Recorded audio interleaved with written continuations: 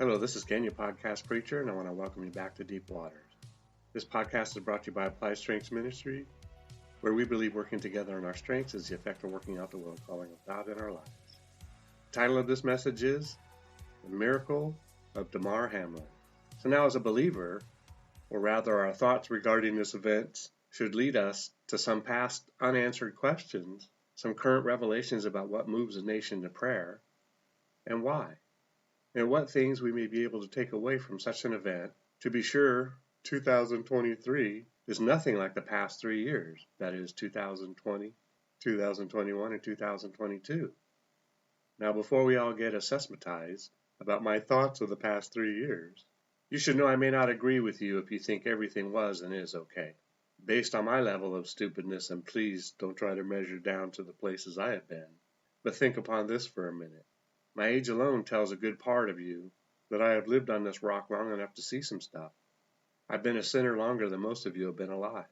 So now, if never having read a book, gone to a university, been a super proactive learner, spectacularly ambitious, both in the natural and as a Christian, I would still have 60 years of experience of life on this small planet. But if you've been a listener for any length of time, you know that those other things are included in my life resume. Now don't worry for me or be concerned as you listen to my botchery of things that I have done in my short life. None of it matters, unless it has been used in a holy and kingdom manner. Allow me to translate before moving off of me, as this is not about me at all. But so no doubt, given the quality of my Christianity, I have a long way to go. So much so that it is possible I may fall way short of what my full potential could have been had someone like myself punched me in the face upon my first stupid act and told me about the love of Jesus. I hate pain, and it would have hurt, as I have a big nose. But no doubt, and this comes from a 60-year-old body, the pain of all that I missed in God is daily lived and grates on my last nerve daily. No, did I say daily? Yes. But not to worry, as I am not looking back to my 36 fruitless years, in which I may very well have been crowned the king of fools, as it would indeed still be fruitless. With everything in me, I just want to see him face to face. To know the one and only knowable God. What little life remains in me, and oh how I desire to know him, as Moses knew him. What must we happen to give up to create the space for that level of relationship, I am not sure. But oh how my yes should be quick to escape my mouth at his request to create the space necessary for him to occupy. To not know a knowable God is but more painful than attending a church in which his absence is celebrated, as if he were there. But oh how little mankind is, when we start to think that we can think our way to him. Living on this side of life, that is, being an authentically born-again Christian, creates a longing for something that cannot in any way be fully and long-term satisfied until that day when death is once again deceived and thinks it is doing a service for Satan, only to see us one day be lifted up in the blast of a trumpet into his presence. It is a good thing that we have a bit of time, because only an authentically born-again believer can understand that there has been a price. No, not the sin-paying price level that only Jesus could have done so perfectly, but a price nonetheless. And so, like in any deliverance, being delivered from this life cannot but release a sound so celebratory unto our King for what he and he alone has done for us, that we will swallow up a big good of eternity to recognize him. And what of the fact that we will finally see him as he really is? We will indeed exhaust and frustrate everything that has set itself against him and his, as we acknowledge him as such we never could with those small capacity lungs. Okay, so well, not sure how I ended up going down that road, but there it is, all paved and everything. At the risk of message blending, I move forward. So how many people prayed for Damar Hamlin? Think about this question before answering it. And before I move on, please don't think that I'm against the activities that surrounded this event. I am a teacher called to teach whatever slaps me in the face while I space out. So I'm going to teach. So a young man who went into cardiac arrest twice, and now after national attention, possibly global, we see that he is still with us today. So no doubt millions of questions will flood social media for at least half a decade, if not more. Hey Ken, what questions? Glad you asked. Here are some that popped up into my mind. Now keep in mind I am a Christian observer, so I am looking for how events will change our today and our future, so that God becomes bigger than we make him now. Miracles can bring short-term fame to the person who has experienced it, But beyond that, it should lead the hearts of inquiring minds to want to know the source of that miracle, and perhaps even why he would do such a thing. So here are those questions. What is God saying through this event? How will this miracle change Damar Hamlin? His view on God? His relationship with him? How will the world respond? How will America respond? Will salvations increase or decrease? How will the devil move through this event to try and corrupt its intended purpose? Whose prayers did God respond to? How will this event be used to send the wrong message? Is there any more important things of God that could fall to the wayside because of this event? Will the name of Jesus be exalted? Will this miracle lead to an increased preaching of the gospel? Is God in this event at all? Will the faith of many be compromised? Will the church gain new attendance? Was it good that so many prayed for him? If so, why was it good? Would or could he have been healed if just one man who had the gift of healing had prayed for him? And if so, why might you think that mass prayer has any more power than just one anointed, called out, authentically born-again believer? Now, I ask this last question because my concern in this event is that Christians will be trained to think that this is how God responds to our prayers, and that he doesn't or might not pay any attention to the prayer of just one sold-out Christian who might be praying in total obscurity, maybe even in his closet.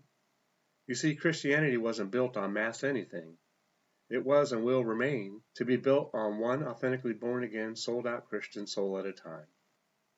But I leave most of the questions unanswered, as I ask them in part because I don't know the answers to most of them. I just know to ask.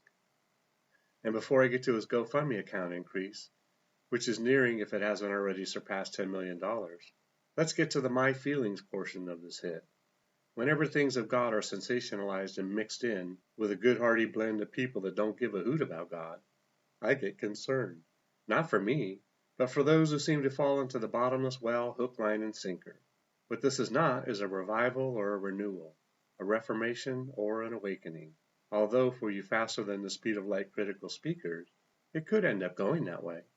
And don't get me wrong, no one, including myself, wants to see someone so young depart from this ball of dirt before doing and completing what they were assigned to do. If this doesn't make sense to you, then you are not in a place yet to receive your assignment. On the brighter side, I see this as an opportunity to readjust our thinking. Let's get some what-ifs for a second and shine some light on this opportunity. What if we see that if the world can pull together for one of its own, what can't we do if the church pulls together for all of its flock? What if all denominational, non-denominational walls come crumbling down by our choice? What if the movement or prayer group took off again? Wait, what if we first taught people how to get a hold of God first, then the prayer groups took off? What if we understand that good and evil are from the same tree, and that if we are an authentically born-again believer, then we know we can and do practice righteousness, which is from the other tree? I suspect you could say it's from the other garden variety. But what if we refocused on God and actively began operating again in our calling? Yes, I am talking about you, armchair pastorbacks and backsliders. Now, I haven't yet addressed the charity yet, but what if we, the church people, got the revelation that if a heathen nation can give their money to charities, now and consider that almost all of them were not interested in giving their money into that charity until the accident. Yes, like the Bible states, there are no good people. Now, regardless of the reasons for their giving, how is it that Christians cannot see the advantage and benefit of tithing and giving offerings to their local church and or ministry? What if we tried it for 6 months in a row? Yes, in a row. Each and every month you gave 10% growth and offered what you could if you could. You know that we are in trouble when we have to teach on such principles, such as giving in the church, when we have so many examples of it happening both in the Bible and on this planet, like this very event. Okay, so I could go on, but I'm not trying to beat anybody up. I knew we had these issues in the church and country before this young man injured himself. But I'm just saying if this injury, this close call with death, that could have landed him in hell for all of eternity, if that event moved on the hearts of those who knew him or knew of him to give abundantly, then why, oh why, are we not at least copying them as a church? Yes, those, well, many of those who are not at all interested in God, have provided us a revelation that if evil peeps can fill up coffers with resources, then why should we be asked twice? But wait a minute. Let's ground ourselves for a minute. And I want you to know my heart on this issue. And that is that this message is not designed to discount the fact that God responded to an overwhelming flood of prayers. Some from those in whom he knows, and many who would have otherwise attended happy hour than to ask such a favor from the Creator of heaven and earth. And let us not forget those whose prayers began and ended with the following statements or similar. I will keep him in my prayers. Or, I'm praying. Or, I will be praying. And have no intention of doing so. And so, statistically speaking, not another word escaped their pierced lips on the matter. Geez, Ken, why so negative? You are really bringing me down with such talk. You know the peeps in the Old Testament killed the prophets of God as God sent them to warn them and to teach them his ways. They weren't down because of the voice of the prophets, but because of the gods they were serving at the time. You see, they were caught by the one who was called love, and so they killed the one who carried his voice in the winds. I'm not saying that I am one of those guys, not at all. But I am saying if you peek into the motives of humanity, it is such a strange thing that we pay such public attention to but just one man. We have right now a whole world falling apart, and unless the churches unite in the same manner as the world did for this one guy, then we will be witnesses to more than just one soul in agony. We can stop this from happening, but at least delay it from happening on our watch. So here's a rock-shock thought that you can meditate on within the depths of the marrow of your bones. How many do you think prayed for the Savior of all humanity, the Creator of everything? Who stepped forward to intercept him from death? Now I know it was supposed to happen, but nonetheless, there was no riotous attempt to save the only perfect man who ever lived on this planet from being murdered by a sinful humanity. Acts 5:30.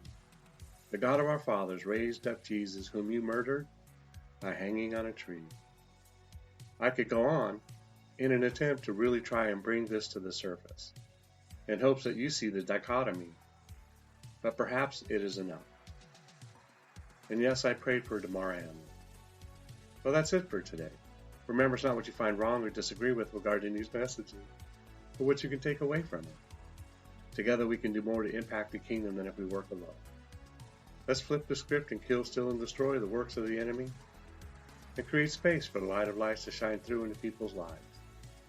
Plant a seed and click on the like and subscribe button. Let's build this ministry together. Thanks, and see you next time in Deep Waters.